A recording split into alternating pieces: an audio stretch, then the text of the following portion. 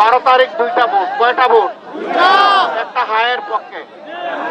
মানে হচ্ছে ভালোর দিকে এগিয়ে যাওয়া, না মানে হচ্ছে জুলুম নির্যাতন শুরু করা। আপনারা কিসের পক্ষে থাকবেন? মানে আজাদি, না মানে গুলামি। আজাদি না গুলামি? আজাদি না গুলামি?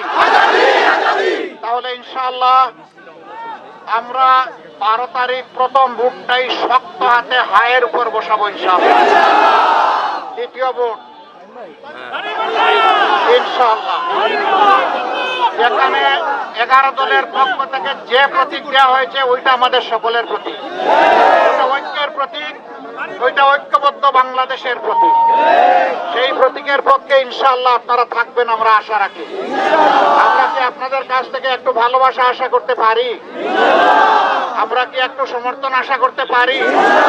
একটু দোয়া আশা করতে পারি? আপনাদের পবিত্র ভোটের আমানতটা আমাদের পক্ষে আশা করতে পারি? তাহলে আমরা কথা দিচ্ছি, আপনারা যদি আমাদের উপরে আস্থা রাখেন ইনশাআল্লাহ আমরা আস্থার প্রতিদান দেওয়ার চেষ্টা করব। আমরা আমাদের কথা রাখবো, আমরা রাখবো, তার প্রমাণ আছে। 5 তারিখের আগ পর্যন্ত বাংলাদেশের সবচেয়ে দুঃখ কষ্ট পাওয়া দলটির নাম বাংলাদেশ। 5 তারিখ রাত্রেই আমরা ঘোষণা করেছি অতীতে আমাদের সাথে যে যে আচরণ করেছেন আমরা তাদেরকে দলের পক্ষ থেকে ক্ষমা করে দিলাম। আমরা ঘোষণা করেছি আমরা কোনো প্রতিশোধের রাজনীতিতে নামব না। আমরা ঘোষণা দিয়েছি আমরা চাঁদাবাজি করব না। আমরা ঘোষণা দিয়েছি আমরা মামলা বাণিজ্য করব না। আমরা জাতির সাথে দেওয়া আমাদের কথা রেখেছি। আমরা আমাদের সহকর্মীদেরকে অনুরোধ করেছিলাম আসুন, পুলিশ নেই, আনসার নেই, বিজিবি নেই, র্যাব নেই, 8 তারিখ থেকে 5 তারিখ থেকে শুরু করে সব কিছু উধাও হয়ে গিয়েছিল। আমরা বলেছিলাম যেহেতু মাকে ভালোবাসি, মাটিকে ভালোবাসি, দেশকে ভালোবাসি, জাতিকে ভালোবাসি, কোন জালিমকে আপনাদের দিকে হাত বাড়াতে দেব না। আমরা আমাদের সেই কথাটাও রক্ষা করেছি।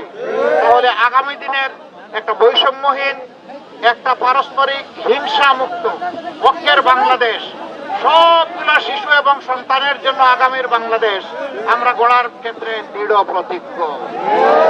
আপনারা আমাদের জন্য দোয়া করবেন। আর আমরা হিংসার রাজনীতি করতে চাই না, মিথ্যাচারের রাজনীতি করতে চাই না, ধোঁকাবাজির রাজনীতি অন্যদের মতো করতে চাই না, ব্যাংক ডাকাতির রাজনীতি করতে চাই না, শেয়ার বাজার লুটের রাজনীতি করতে চাই না, গরিবের কপাল খামচে খাওয়ার রাজনীতি করতে চাই না। এ রাজনীতি আমাদের সাথে যায় না, এ রাজনীতি আমরা করব না, এ রাজনীতি করার প্রয়োজন আমাদের নেই। আমাদের রাজনীতি দেশের মালিক বনার জন্য নয়, আমাদের রাজনীতি দেশের সেবক বনার জন্য।